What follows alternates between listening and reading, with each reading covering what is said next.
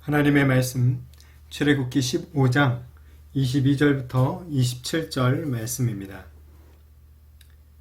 모세가 홍해에서 이스라엘을 인도하매 그들이 나와서 수르 광야로 들어가서 거기서 사흘 길을 걸었으나 물을 얻지 못하고 마라에 이르렀더니 그곳 물이 써서 마시지 못하겠으므로 그 이름을 마라라 하였더라. 백성이 모세에게 원망하여 이르되 우리가 무엇을 마실까 하매 모세가 여호와께 부르짖었더니 여호와께서 그에게 한 나무를 가리키시니 그가 물에 던지니 물이 달게 되었더라. 거기서 여호와께서 그들을 위하여 법도와 율례를 정하시고 그들을 시험할세 이르시되 너희가 너희 하나님 나 여호와의 말을 들어 순종하고 내가 보기에 의를 행하며 내 계명에 귀를 기울이며 내 모든 규례를 지키면 내가 애굽 사람에게 내린 모든 질병 중 하나도 너희에게 내리지 아니하리니 나는 너희를 치료하는 여호와임이라. 그들이 엘림에 이르니 거기에 물샘 12과 종려나무 70그루가 있는지라. 거기서 그들이 그물 곁에 장막을 치니라. 아멘. 이스라엘 백성들이 홍해를 건너자 그들을 기다리고 있는 것은 광야입니다. 이 광야는 척박한 땅이죠. 광야에서 가장 중요한 것, 필수품을 하나 고르라고 한다면 그것은 바로 물이 될 것입니다. 그러니까 물이 있느냐 없느냐가 이 광야에서의 생명을 유지할 수 있느냐 없느냐와 직결되는 문제인 것이죠. 어쩌면 음식보다도 사실 물이 더 중요하다고 볼 수가 있습니다. 그렇기에 이 광야에서는 어떻게 물을 구할지가 관건입니다. 먼저 22절, 23절에 보면 모세가 홍해에서 이스라엘을 인도하며 그들이 나와서 수르 광야로 들어가서 거기서 사흘 길을 걸었으나 물을 얻지 못하고 마라에 이르렀더니 그곳 물이 써서 마시지 못하겠으므로 그 이름을 마라라 하였더라 라고 말합니다. 이 홍해를 건너서 들어간 수르 광야에 이릅니다. 그런데 거기서부터 사흘 길을 걸었는데도 불구하고 이 물을 얻지 못하는 것입니다. 이 작년부터 시작해서 어린아이와 노약자들 그리고 여인들까지 다 합치면 이 이스라엘 백성들은 약 200만 명이 넘는 그런 인원들입니다. 이 인원들이 물을 사흘 동안이니까 물을 한 모금도 마시지 못한 그런 상태가 된 것이죠. 아주 큰 어떤 갈증과 그런 고통을 겪었을 것입니다. 자, 이렇게 이제 힘겹게 걷다가 드디어 한 곳에 도착을 했는데 물이 있습니다. 그런데 하필 또 그 물이 써서 도저히 마실 수가 없는 것입니다. 그래서 그곳 이름을 갖다가 마라다라고 부르게 됩니다. 이 마라라는 말은 말 그대로 쓰다라는 그런 뜻을 가지고 있는데 이 광야나 사막에서는 소금기가 많은 물이나 오염수들이 덜어 있다고 합니다. 그래서 아마도 이 마라의 물도 정말 쓴물, 마시니까 쓴맛이 나는 그런 물이라기보다는 마실 수 없을 정도로 매우 짠 물이다 라고 아마 볼 수 있는 것 같습니다. 여하튼 이 겨우 사흘 만에 찾아낸 물이 써서 도저히 마실 수가 없습니다. 이 간절함이 크면 원망도 깊어집니다. 이만큼 백성들의 원망도 아마 깊었을 것입니다. 그래서 백성들이 모세를 갖다가 이 원망을 합니다. 24절에 백성이 모세에게 원망하여 이르되 우리가 무엇을 마실까 하매 라고 말을 하고 있습니다. 백성들이 모세를 원망하는 것은 결국 하나님을 원망하는 것이나 마찬가지죠. 사흘 전만 하더라도 이 하나님을 찬양했던 이스라엘 백성들의 모습은 온데간데 사라지고 없습니다. 이 원망과 불평만 난무합니다. 마라의 쓴물처럼 이스라엘 백성들의 입에서도 쓰디쓴 원망과 이 불평의 말들이 쏟아져 나왔던 것이죠. 이러한 백성들의 원망과 불평은 이미 홍해 앞에서도 볼 수 있었습니다. 앞은 홍해가 가로막고 있고 이 뒤에는 애국 군대가 뒤쫓아오는 것을 본 백성들이 심히 두려워하면서 그때도 모세를 원망을 했었습니다. 애국에 매장지가 없어서 여기에서 우리를 죽게 하느냐, 우리를 그냥 내버려 두라고 하지 않았느냐, 여기서 죽는 것보다 애국 사람들을 섬기는 것이 더 낫다, 그런 말들을 하면서 원망과 불평을 쏟아냈었죠. 이런 백성들의 원망에도 하나님께서는 놀라운 능력으로 이 이스라엘 백성들이 홍해를 건너갈 수 있도록 은혜를 베풀어 주셨던 것입니다.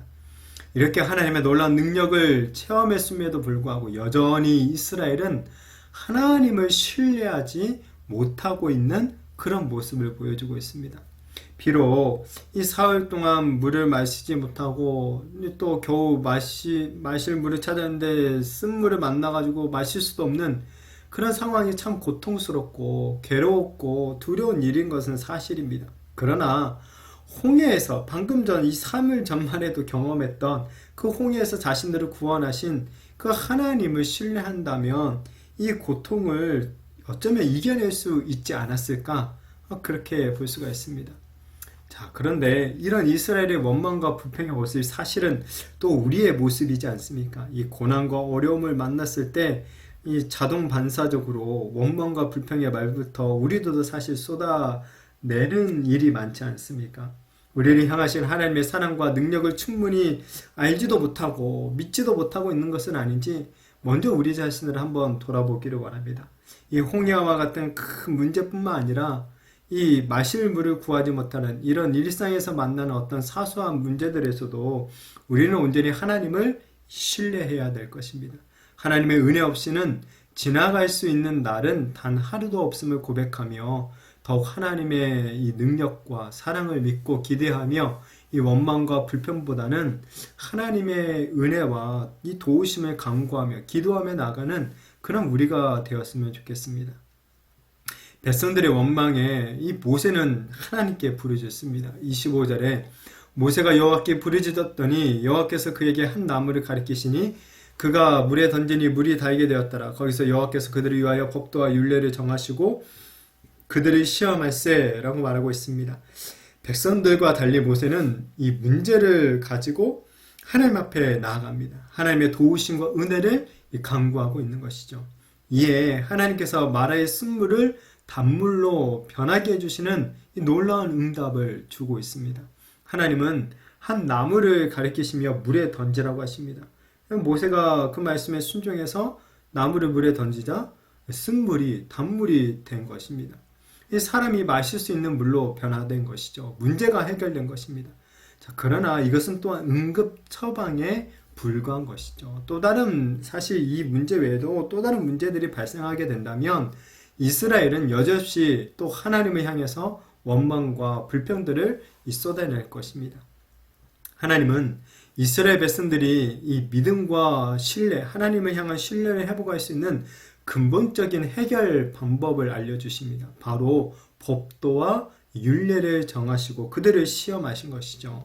26절에 이르시되 너희가 너희 하나님 나 여호와의 말을 들어 순종하고 내가 보기에 의를 행하며 내 계명에 귀를 기울이며 내 모든 규례를 지키면 내가 애굽 사람에게 내린 모든 질병 중 하나도 너희에게 내리지 아니하리니 나는 너희를 치료하는 여호와임이라 라고 말씀하십니다.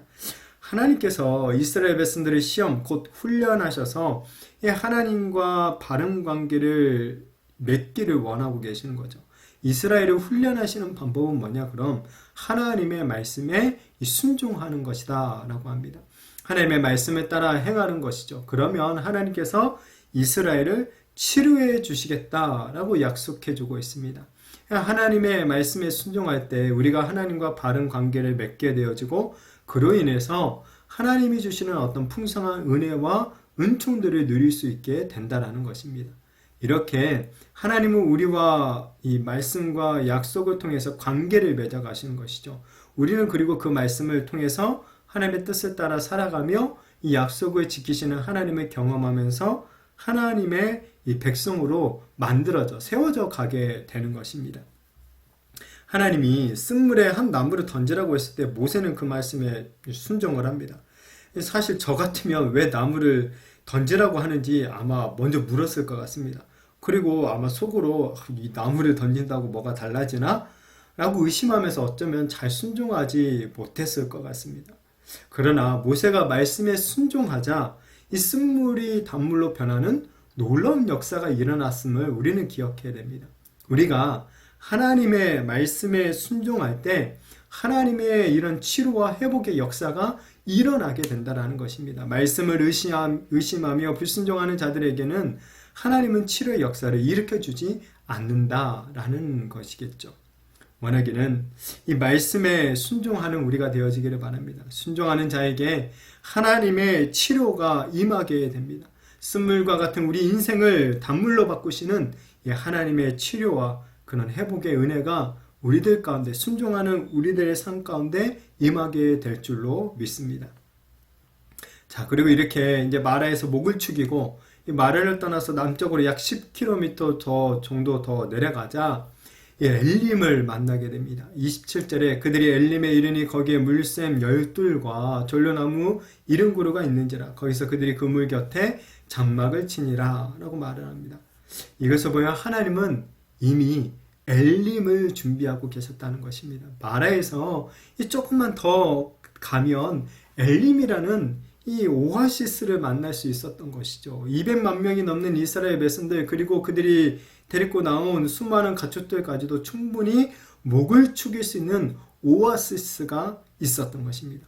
하나님은 이 광야에서 지친 이스라엘 백성들을 위해서 이렇게 풍성한 은혜와 이 복을 준비해 주셨던 것이죠.